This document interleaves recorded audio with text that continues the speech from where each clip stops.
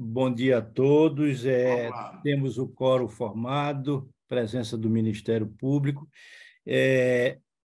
Eu indago, eu vou declarar aberta essa 11ª sessão desta data, mas eu indago dos ilustros pares com relação à ata anterior. Não havendo nenhuma objeção, declaro-a aprovada e declaro aberta esta sessão.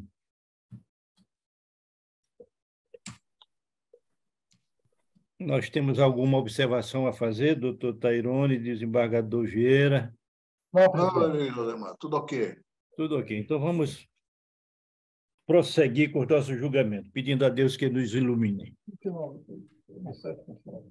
O primeiro processo primeiramente, Aura, eu só quero lembrar que eu pedi vista deste processo, porque aqui está na pauta o seguinte: pedido de vista do desembargador Josemar Lopes Santos, após o voto do desembargador relator Antônio José Vieira Filho, pelo provimento acompanhado pelo desembargador Tairone. Eu me recordo que houve a divergência.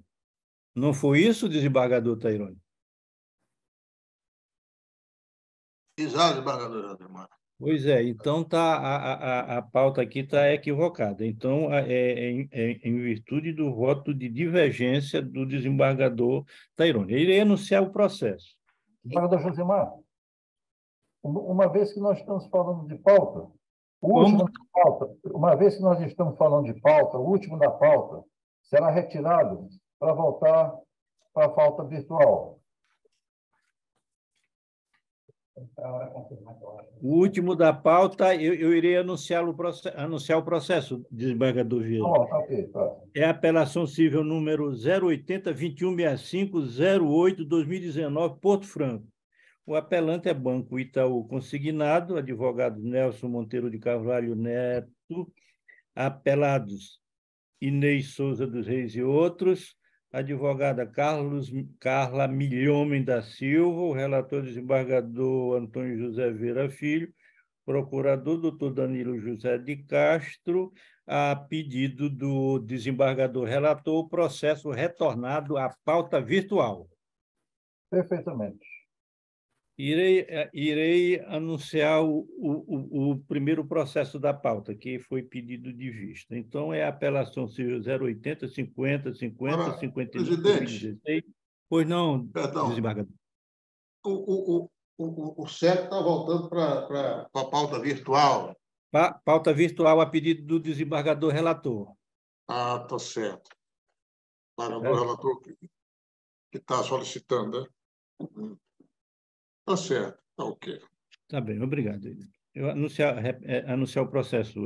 Apelação 080 50 50 59 2016, São Luís. O apelante é Daniel Soares Serra Gaioso, advogada Fernanda Abreu Araújo, apelado Polo Importe, Comércio e Exportação Limitada, advogado Marcelo Neumann Moreira Pessoa, o relator é o desembargador Antônio José Vieira Filho, e procuradora doutora Temes Maria Pacheco de Carvalho. Então, como eu falei anteriormente, este processo eu pedi vista dos autos em virtude da divergência apresentada pelo eminente desembargador Tairone José Silva. Eu gostaria apenas que o desembargador relator fizesse uma ligeira recordação a respeito do seu voto. Senhor presidente, é o seguinte, é que uma determinada pessoa comprou em uma loja um aparelho condicionador de ar. Acontece que, chegando em casa, eles viu que não estava devidamente adequado, não refrigerava o ambiente da sua casa, que era um quarto. Acontece que as reclamações que eu fui para a loja foi de que estava fazendo um barulho. Então, ele foi sugerido a ele que, se ele quisesse trocar por outro produto, que poderia ser feito, mas ele não aceitou, ele queria receber o dinheiro de volta. Então, nós entendemos que, como não houve nenhum vício nesse sentido, não poderia ser o dinheiro devolvido de volta. Foi mais ou menos assim que eu me recordo. Obrigado, desembargador. Desembargador Tairone, Vossa Excelência mantém o voto de divergência? Eu mantenho, presidente. Eu, mais uma vez, pedindo minhas gêneras ao meu ilustre amigo desembargador Vieira, mas eu entendo realmente que as alegações da parte parece que têm pertinência, até porque eu acho que não se iria procurar ou tentar uma nova negociação com relação ao ar-condicionado se ele estivesse funcionando regularmente, né? Se ele não está funcionando regularmente, eu acho que é direito realmente da parte procurar ou trocar ou corrigir, ou, enfim, dar uma solução para o caso. E tratando do ar-condicionado novo, se é a mesma coisa de um carro 0 km, você compra um carro 0 km, um ar-condicionado novo, você não vai esperar que já compre com defeito, né? Já compre já sujeito à reforma, com conserto, entendeu? Você quer um objeto perfeito, realmente. Então, o meu entendimento é que esse objeto comprado novo, ainda estava novo ainda, parece que foi poucos dias de compra, não está funcionando normalmente, eu acho que não vamos obrigar o comprador a ficar com esse objeto, ou então aceitar apenas a correção, alguma coisa assim. Isso. A opção do código também, é clara, ele pode aceitar o outro, mas pode também exigir, inclusive, de imediato, a devolução do que pagou. Entendeu? Isso é o artigo 18 do Código de Defesa do Consumidor, que é muito claro nesse aspecto. Então, eu mantenho meu voto. Pois desembargador Taironi, eu, analisando detidamente esse processo, e como já é do nosso conhecimento, o apelante aduz ter comprado esse ar-condicionado. E alega que foi informado de que não havia necessidade de instalação do duto para expelir o ar quente. O aparelho não funcionou. Então, ele pleiteou o distrato com a devolução da quantia paga. E sustentou que se tratava ou se trata de propaganda enganosa. Ocorre, desembargador Taironi, que eu, analisando esses autos, eu verifiquei que o autor não comprovou o fato constitutivo do seu direito. O apelante não se desincumbiu do ônus de comprovar a publicidade enganosa, tendo se limitado a afirmar que não foi orientado adequadamente pelo vendedor. E, nesse caso aqui, não vejo a configuração dos requisitos para a comprovação do dano moral. Eu aqui, pedindo vênia a Vossa Excelência, desembargador Taironi, mas vou acompanhar o entendimento do eminente relator, negando o provimento ao apelo. É como voto. Ou não? Então, anunciando o julgamento, Aura, por maioria de votos, recurso conhecido e negado provimento. Neste caso, haverá foro estendido. Eu creio que já fizemos o sorteio, certo? Não é isso? Sim. O sorteio já foi feito. Sim. O segundo processo da pauta, ilustres pares, é um agravo de instrumento, agravo interno no agravo de instrumento número 080-6176-40, Humberto de Campos. Agravante, município de Santo Amaro do Maranhão. Procurador, Rafael Coelho Lessa. Agravados, Francimagno Santos de Souza e outros. Advogado Antônio William de Moraes Andrade. Relator, desembargador Taironi José Silva. Procuradora, doutora Flávia Tereza de Viveiros Vieira. Com a palavra, o eminente relator. Eu pergunto se vai haver sustentação oral, Aura. Não. Tá. Com a palavra, o digníssimo relator.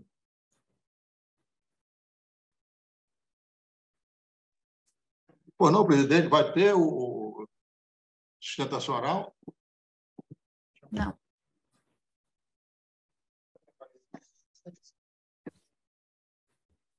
pelos Não, fatos, eu vou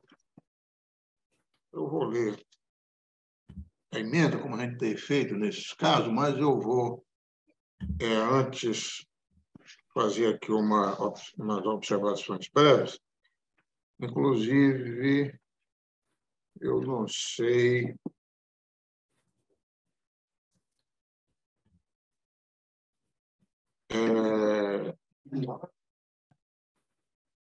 Sim, pois não. Eu vou fazer aqui um breve comentário, só para a gente entender melhor a questão, já que não vai ter sustentação, no sentido de ficar um pouco mais claro. O que acontece aqui? Isso aqui trata-se de uma questão de alegação pelo município de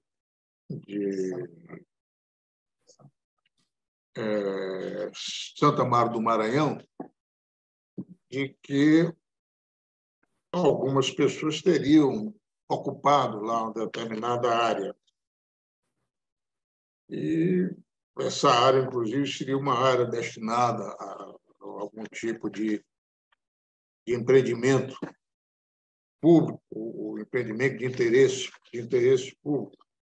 O certo é que houve lá essa ocupação e o município entrou no juiz de base e o juiz de base foi e concedeu realmente a manutenção de posse em favor a manutenção preliminar, cautelar de posse em favor do município. As partes, então, recorreram dessa decisão e eu aqui, então, em provimento liminar, eu suspendi a decisão do magistrado de base, né? No sentido que não fosse determinada essa desocupação, até em razão daquelas precauções que a gente tem que ter em situações dessa natureza. Tive informações aqui, que, inclusive, está nos autos, que o número de pessoas que, então, tinham ocupado era um número até pequeno, mas que parece que depois que a questão foi judicializada, parece que houve um aumento sensível dessa quantidade de pessoas ocupando lá a referida área, né? O certo é que eu estou entendendo que se a figura mais adequada, mais conveniente, é manter a decisão do magistrado de base, até porque o magistrado é que está convivendo lá com a situação, ele é que conhece, entendeu? Ele é que, naturalmente, tem condições até de fazer visitas, se já não fez, na realidade, o que efetivamente está acontecendo, não está acontecendo. Então, me parece que nós aqui no tribunal, a gente tem só aquela preocupação de cautela, mas eu acho que o colega de base também deve ter todos os cuidados, toda a responsabilidade que é própria nossa, de julgadores, em como fazer esse procedimento, se convém ou não convém promover essa desocupação. Então, eu estou aqui acolhendo o agravo do município, que o município de São Luís agravou contra a minha decisão e suspendeu a decisão do juiz de base, né? Então, eu estou acolhendo esse agravo no sentido de retirar essa suspensão, mas deixando ao juiz à vontade para decidir como ele achar mais adequado. Até porque essa minha decisão aqui inicial, ela se deu em razão de uma decisão que existia no Supremo Tribunal Federal, para que essas desocupações que envolvessem um número razoável de pessoas, pelo menos durante aquela época da pandemia ou logo após a pandemia, que essas desocupações não fossem executadas, né? Que se aguardasse, que se suspendesse essas decisões. Então, foi mais em razão desse posicionamento do Supremo que eu, então, resolvi decidir pela suspensão dessa decisão do juiz para não promover essa desocupação dessa área. Mas só que já se venceu essa decisão do Supremo, realmente hoje não há mais essa determinação de suspensão. Bem verdade que há uma outra recomendação do Supremo no sentido de que essas desocupações obedeçam a certos critérios, entendeu? Obedeçam uma certa cautela, entendeu? De como a justiça deverá executar esse tipo de medida. Portanto, que eu estou dando a minha decisão realmente para manter a decisão do juiz, mas estou acrescentando que sejam observadas essas cautelas. Então, eu, na conclusão do meu voto, eu digo o seguinte: desse modo, considerando que o principal fundamento para a concessão da liminar na decisão agravada foi o deferimento parcial de medida cautelar incidental no âmbito do agravo, na qual foi determinada, repita-se, a instauração de um regime de transição para a retomada da execução da decisão suspensa pela aludida ação, a revogação da liminar é medida que se impõe. Nesse contexto, o magistrado, agora, em observância à peculiaridade do caso, deverá observar os requisitos do regime de transição determinado pelo Supremo Tribunal Federal. Então, essas medidas eu coloco aqui no voto, entre as quais garantir o encaminhamento das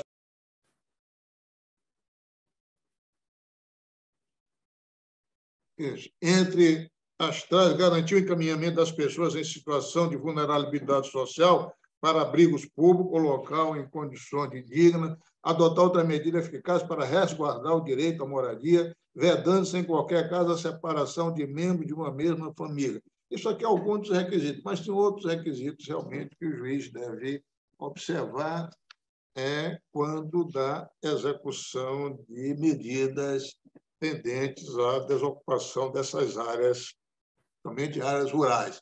Mas, além disso, nós temos aqui, no âmbito da nossa justiça, foi criado recentemente, um núcleo que trata sobre essas questões envolvendo ocupação de áreas, somente áreas rurais, esses conflitos agrários. Então, evidentemente que essa matéria também deve passar, mas isso é competência do juiz realmente submeter, por essa fase também de apreciação por parte dessa comissão, desse núcleo realmente para apreciar como melhor deve se dar execução à medida dessa natureza. Portanto, eminentes padres, apenas para fazer esses esclarecimentos, eu estou alterando a minha decisão no sentido de votar pelo provimento do agravo para deixar mantida a decisão do juiz de base, contudo, com as recomendações que ele adote as cautelas devidas, bem como as orientações do Supremo Tribunal Federal e as orientações nossas aqui do Tribunal com relação à questão de conflitos agrários. Eu leio aqui rapidamente a emenda: direito constitucional, civil e processo civil, agravo interno, em agravo de instrumento, decisão de deferimento de efeito suspensivo, pedido de reforma, viabilidade, modificação das circunstâncias fáticas, agravo interno conhecido e provido. Considerando que o principal fundamento para a concessão da liminar na decisão agravada foi o deferimento parcial de medida cautelar incidental no âmbito ADPF 82, da qual foi determinada a instauração de regime de transição para a retomada de execução de decisões suspensas pela aludida ação, a revogação da liminar é medida que se impõe. Nesse contexto, para reinício da execução da decisão suspensa, o magistrado ACOR, em observância às peculiaridades do caso, deverá adotar as medidas do possível aplicável à espécie. A instauração de regime de transição é determinado pelo Supremo Tribunal Federal. Agravo interno conhecido e provido. É dessa forma que estou votando, eminentes pares. Obrigado, desembargador. Doutor Danilo, se trata de agravo interno e, no caso, a nossa norma processual não exige a intervenção do Ministério Público. E, em razão disso, eu vou colher o voto do desembargador Vieira. A palavra, doutor. Acompanhe o relator, presidente. Também acompanho o relator, é um voto esclarecedor, um voto que recomenda ao juiz de base a tomar todas as cautelas necessárias, e então o voto também está bastante esclarecedor e substancioso. Eu também acompanho o eminente relator.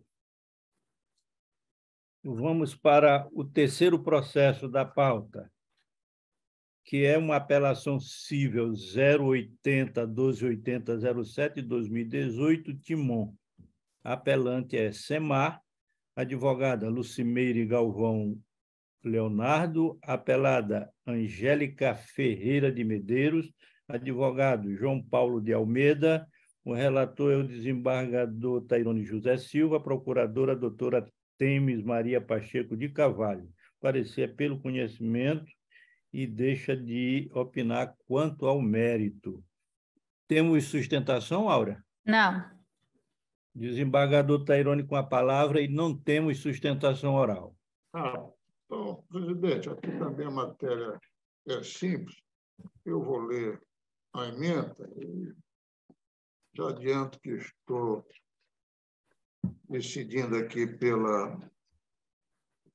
apenas pelo provimento parcial da apelação. A matéria aqui, o apelante é a SEMAR, a antiga SEMAR, né, que agora é Equatorial, e o apelado é a dona Angélica Ferreira de Melos.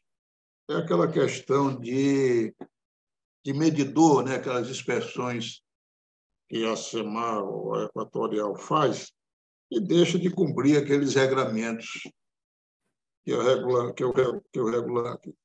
as normas atinentes à espécie determinam, né? Que é a intimação da parte para acompanhar, entendeu? Intimação pessoal, naturalmente, para que a parte, então, possa participar desse procedimento de inspeção e até do levantamento dos valores devidos. Acontece que a SEMAR, no que pese no primeiro momento ela ter feito essa notificação, mas como não foi possível fazer na primeira oportunidade, foi marcada uma outra inspeção e nessa segunda inspeção ela não intimou devidamente a parte, fez a inspeção sem intimar. E, em razão disso, então, ela fez a inspeção no medidor, aplicou lá uma conta de 5.000 e tantos, R$ 5.540 para a parte pagar, né? E é exatamente esse o valor, e, inclusive, chegou até a cortar a energia da parte, e, em razão disso, é que a parte entrou em juízo. O juiz de base, então, reconheceu a irregularidade, determinou que a Equatorial devolvesse os R$ 5.000 e ainda aplicou uma multa por danos morais, aliás, uma condenação por danos morais no valor de R$ 3.000. Então, a Equatorial, a SEMAR, está recorrendo exatamente contra isso, né? E recorre também com relação à data para incidência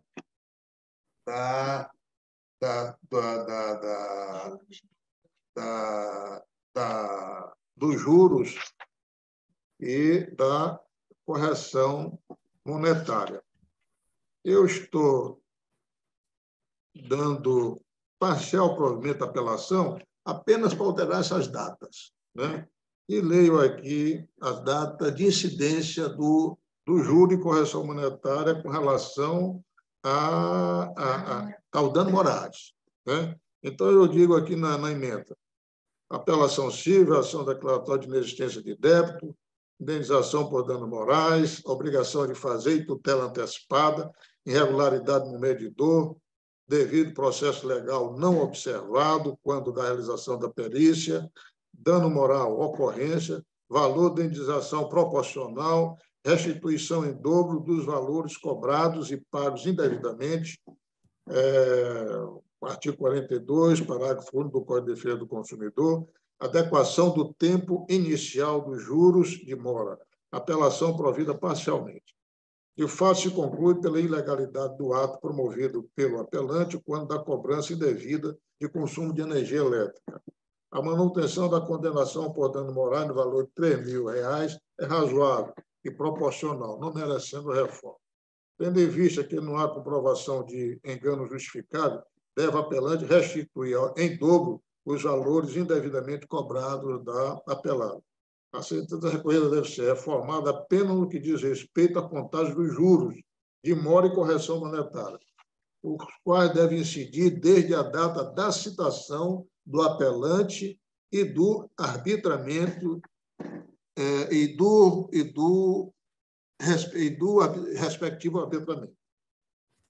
Então, eu estou mudando apenas essa data para a conferência da correção e passa a ser a partir da citação no que refere aos juros, né? E da data do arbitramento com relação à correção monetária. É como voto. Doutor Danilo, embora o Ministério Público aqui esteja dizendo que não deixou de se manifestar quanto ao mérito, Vossa Excelência tem alguma observação a fazer? Não, nenhuma, Excelência, só que o desembargador deu um relatório, fez um voto perfeito. O Ministério Público se manifesta de acordo com o relatório do doutor desembargador Taironi. Obrigado, doutor. Desembargador Vieira. Acompanhe, relator, presidente. Está tudo bem explicado, tudo de acordo com coisas até que nós já voltamos aqui anteriormente. Está tudo dentro do padrão da razoabilidade. Acompanhe, relator. Pois é, como o doutor Danilo pontificou, o voto do eminente relator é perfeito, né? E é já matéria pacificada aqui na nossa Câmara. Acompanhe o relator. Anunciando o julgamento, Aura, recurso conhecido e negado o provimento do desembargador Taironi.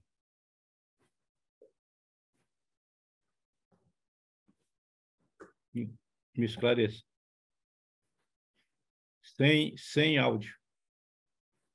Não, provido apenas parcialmente, né? Só no que respeita à correção das datas, o termo inicial para a contagem de juros e correção monetária. Acrescente aí na decisão, Aura. Irei anunciar o quarto processo. Apelação civil número 081, 53, 28, 94, 2019, Imperatriz. Apelante Raimundo Borges. Advogado Gustavo Saraiva Bueno. Primeira apelada, Equatorial Maranhão Distribuidora de Energia S.A. Advogada Lucileide Galvão Leonardo. Segunda apelada, 55 Soluções S.A. Advogada Lucileide Galvão Leonardo. Terceira apelada, Seguros Sura S.A. Advogado Bruno Henrique de Oliveira Vanderlei. Relator, desembargador Josemar Lopes Santos. Procurador, doutor Danilo José de Castro Ferreira. Tem sustentação oral, Áurea? Não. Então, aqui, e Luiz Paris, também é uma questão já debatida na nossa Câmara. O apelante pleiteia a reparação de danos morais em decorrência de cobrança daquele seguro denominado Lar Mais Seguro. A sentença reconheceu a ilegalidade dessa cobrança, mas deixou de apreciar o pedido com relação à condenação de danos morais. Eu aqui, Ilus Pares, como a ilegalidade está devidamente comprovada e as apeladas não cumpriram o ônus probatório, eu estou conhecendo e dando provimento ao apelo apenas para fixar em R$ 2.000 os danos morais pleiteados pelo apelante. É como voto. Desembargador Taironi. Acompanhe, presidente. Desembargador Vieira. Acompanhe, presidente. Anunciando o julgamento, Áurea. Apelo conhecido e dado a ele provimento para condenar as apeladas a danos morais no valor de R$ 2.000.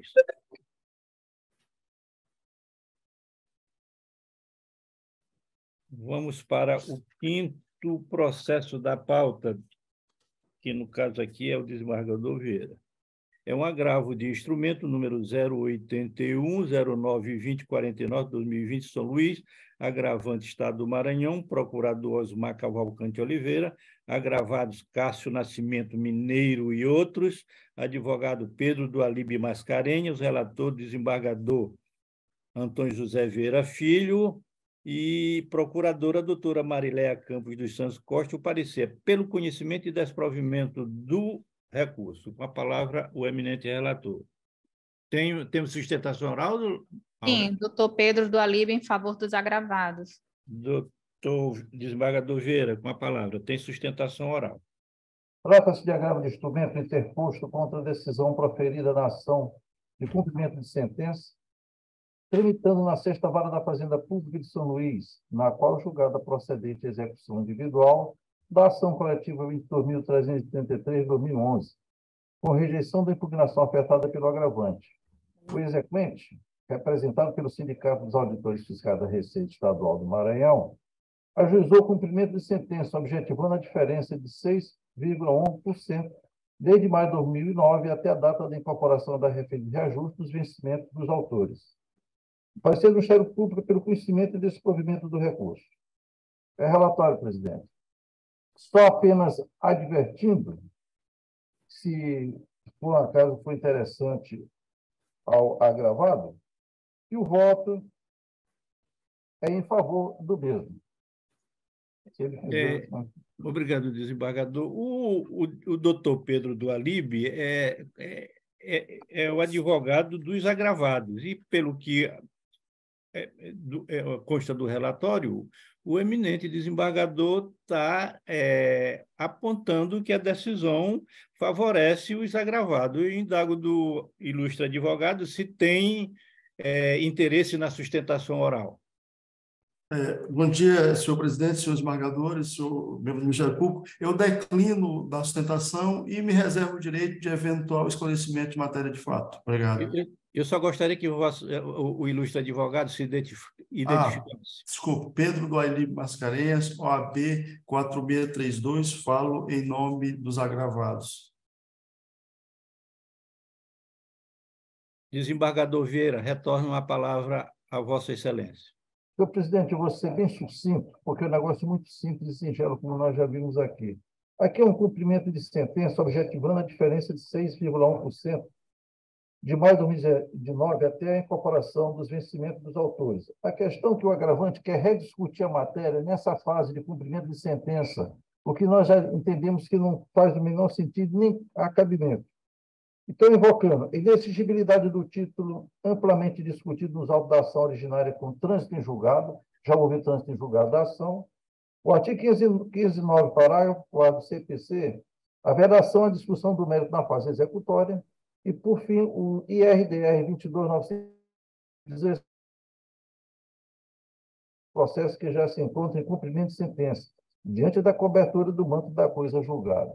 É como voto, presidente, conhecimento e desprovimento do recurso. Desembargador Taironi. Acompanhe, presidente. Também acompanha. Anunciando o julgamento, Aura, recurso conhecido e a ele negado provimento, por unanimidade. Muito obrigado, excelências, e bom trabalho. Obrigado também. Bom dia aí. O sexto processo da pauta. Agravo de instrumento número 080-8225, dígito 25, 2020, Araiose. Agravante, Equatorial Maranhão Distribuidora de Energia S.A., advogado César Henrique Santos Reis Filho e outro. Agravado, município de Água Doce do Maranhão, advogado Bertoldo Klinger Barros Rego Neto. Relator desembargador Antônio José Vieira Filho, procurador doutor Francisco das Chagas Barros de Souza, pelo conhecimento e desprovimento do recurso. Com a palavra, o eminente relator. Temos sustentação oral, Aura? Sim. Doutor Gustavo Parente, em favor do agravante. Doutor desembargador Vieira, com a palavra, e temos sustentação oral. Trata-se de agravo de instrumento interposto contra a decisão que indeferiu o pedido liminar de bloqueio de verbas públicas e indisponibilidade de bens do município agravado, em decorrência junto à concessionária de energia elétrica. A parte agravante é a juização de execução de título executivo oficial, onde executa a dívida no valor de R$ 12.668.622,43, conforme o instrumento de confissão da dívida anexada aos autos. O acordo foi homologado em juízo em 23 de abril de 2019, contanto em julgado em 31 de setembro de 2019.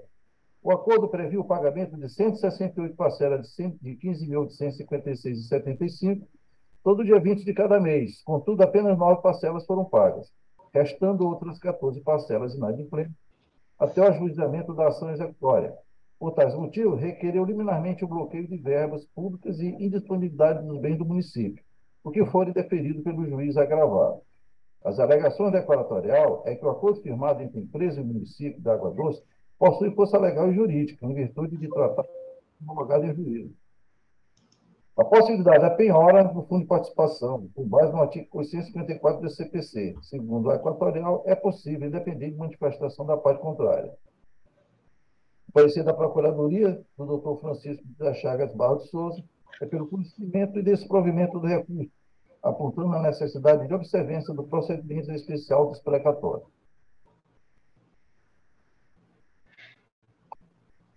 É o relatório, presidente.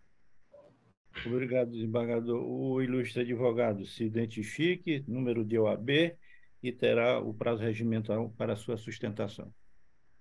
Bom dia, excelências. Obrigado pela palavra. Me chamo Gustavo Muniz Parente e a minha OAB é a OAB-MA 23671. Estou subestabelecido nos autos.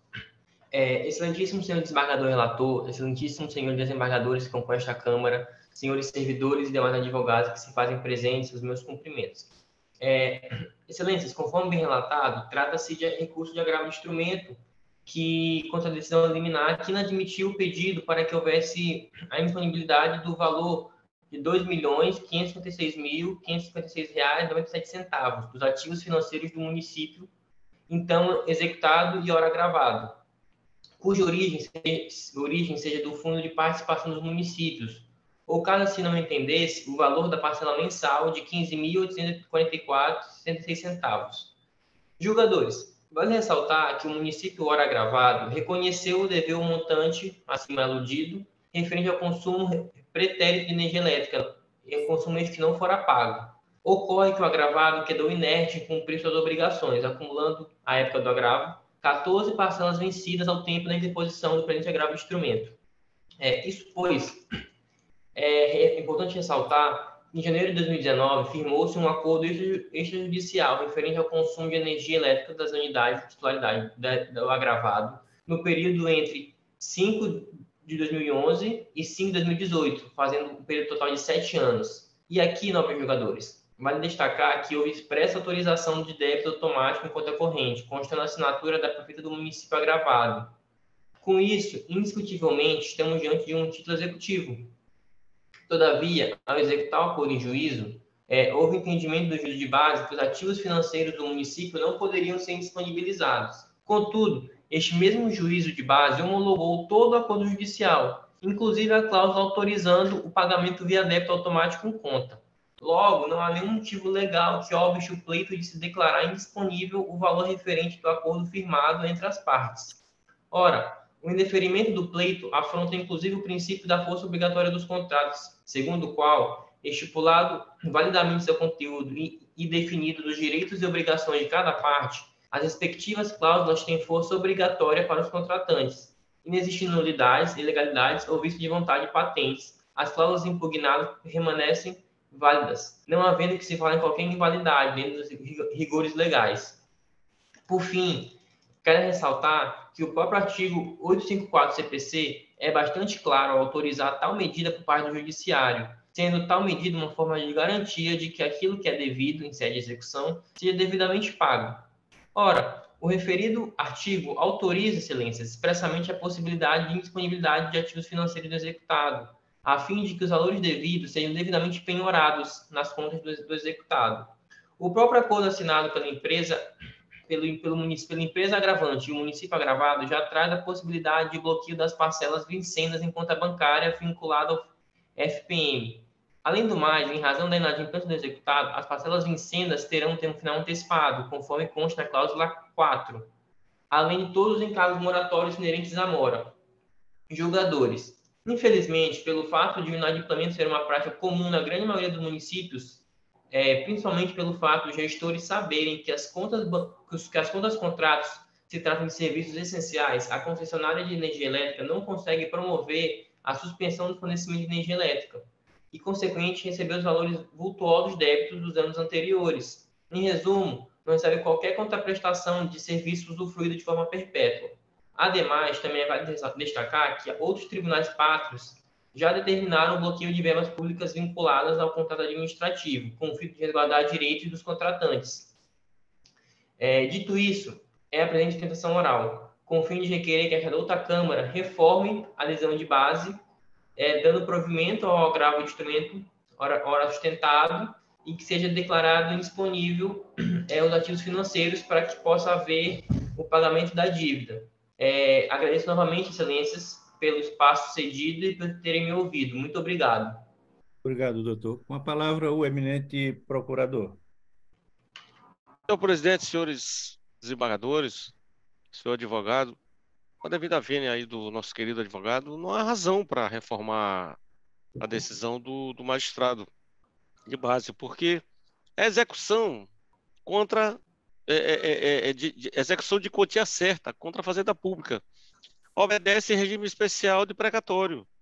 Então, tem que realmente seguir a execução nos termos do artigo 235 seguintes do Código de Processo Civil. E, demais disso, você penhorar, resgatar, sequestrar 2 milhões e pouco de um município pobre como Água Doce do Maranhão, salvo engano, é isso? Água Doce do Maranhão, vai implicar muito embaraço à administração pública e à coletividade. Diante disso, excelências, o Ministério Público se manifesta pelo conhecimento, mas improvimento do presente recurso. Obrigado, doutor Danilo. Retorno a palavra ao eminente relator. Senhor presidente, meu entendimento é na mesma esteira do Ministério Público e eu vou ler a emenda que, por ser um pouco tanto sucinta. Processo civil, agravo de instrumento, indeferimento de liminar e disponibilidade de bens, ausência dos requisitos para a concessão da tutela de urgência, princípio da supremacia do interesse público, princípio da indisponibilidade de bem da Fazenda Pública, em que, pese a comprovação do débito executado no valor de mais de R$2 milhões, o pedido não possui possibilidade jurídica, pois esbarra nos princípios da supremacia do interesse público e da indisponibilidade dos bens da Fazenda Pública. A execução pretendida pelo agravante é capaz de trazer impacto significativo às finanças do ente público municipal, impondo o comprometimento da execução do orçamento municipal. A manutenção da decisão agravada é medida que se impõe, pois eventual prejuízo a sofrer o município de Água Doce do Maranhão compromete as políticas públicas a serem executadas, bem como o serviço público em geral, recurso conhecido e desprovido. É como voto, presidente. Obrigado. Desembargador Tairone. Acompanhe, presidente.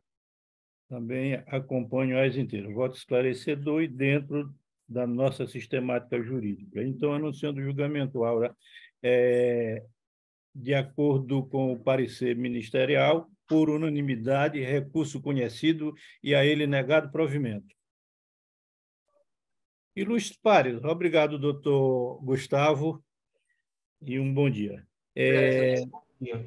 O 7º processo da pauta, o eminente relator solicitou que fosse retornado à pauta virtual, e foi esse pedido deferido. Então, nós chegamos ao final do nosso julgamento conforme a pauta. Eu pergunto se temos alguma consideração a fazer. Presidente, eu queria fazer uma observação com relação não é com relação a esse caso aqui, porque esse caso aqui foi o relator que pediu a sua retirada dessa pauta aqui para ir para a pauta virtual. Mas nós tivemos a oportunidade de Desembargador Teironi, por não... Eu quero observar se realmente o entendimento de Vossa Excelência já é um que eu também observei. Continue. Por não. Me parece que foi formulada uma resolução, né, aí, no sentido de que se poderia viabilizar, digamos assim, em termos de processos pautados para a sessão presencial ou por videoconferência, se porventura o advogado não comparecesse, né, que se poderia, então, transmudar essa pauta de presencial por videoconferência para voltar de novo para a pauta virtual. Eu queria apenas realmente pontuar aqui a minha posição, que eu acho que é uma forma de se postergar, vamos dizer assim, um julgamento. Evidentemente que pode acontecer, o advogado eventualmente pedir realmente que o processo vá para a pauta presencial ou para a pauta por videoconferência, aí, por algum motivo, ele não possa comparecer, ou outra obrigação, não possa comparecer e termine deixando de comunicar esse não comparecimento. Mas eu não acho que isso deva implicar em que se retire esse processo da pauta para voltar de novo à pauta virtual.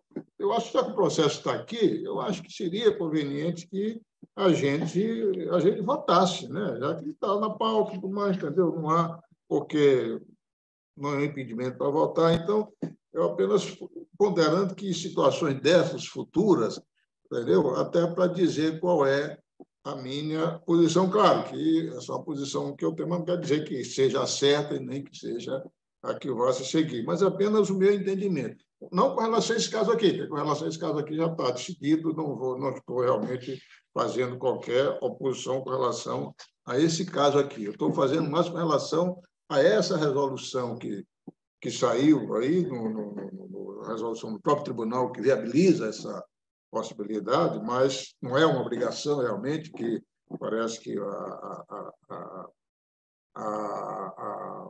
o relator ou a própria Câmara fica à vontade para retirar ou não de pauta. Eu apenas estou pontuando aqui o meu entendimento, né, para essa matéria aqui com relação a gente dar essa sequência ou não a essa resolução com relação a essa opção, né? Porque, na verdade, a resolução não obriga. Ela coloca uma opção, né, que pode retirar ou não pode retirar de pauta. Apenas uma observação, essa observação que eu queria fazer aos eminentes colegas, mas já ressaltando que com relação a esse aqui, não. Com relação a esse aqui, já está decidido, eu não estou pondo qualquer observação com relação a esse caso aqui. Senador Teironi, Ou não? só uma explicação, que nesse caso, eu concordo em gênero, grau e número com a sua posição. A questão é que, nesse caso, foi um engano que houve. Era da pauta virtual e foi colocado por engano nesta pauta presencial, que não é o caso. Ah, tá, claro, não, perfeitamente. Eu nem sabia, mas, de qualquer maneira, claro, nós já decidimos apenas para fazer essa ponderação, para futuramente, né, surgir outros casos aí, eu já adiantar, digamos assim, a minha posição, que parece que é a posição dos colegas também. Desembargador Teironi, compete a nós aqui estabelecer logo uma situação definida, porque eu estou acompanhando o entendimento de Vossa Excelência. Se a parte pede sustentação oral e não comparece, devemos julgar o processo na sessão. Eu acho. Não é o caso específico aqui deste caso do processo do... Não, esse caso não, Isso claro. está bem esclarecido. Perfeitamente. Certo? Então, na sessão passada, no processo meu, 3 advogados pediram sustentação, disseram que queriam a pauta por videoconferência porque pretendiam fazer sustentação oral. Nenhum apareceu. Mas nós fizemos o julgamento. Inclusive, nós estamos julgando realmente, naturalmente. Entendeu? Pois é, esse é o entendimento. Não compareceu o advogado, mas o processo será julgado. Tá ótimo. Tá, obrigado, presidente. Era só essa ponderação. Não havendo mais nenhum processo a ser submetido a julgamento, eu declaro encerrada a sessão, desejando a todos um bom dia e começo de semana bastante feliz. Obrigado, presidente. Todos nós. Bom dia, desembargadores. Um abraço, querido. Bom dia, Aura. Um abraço, hein? Abraço.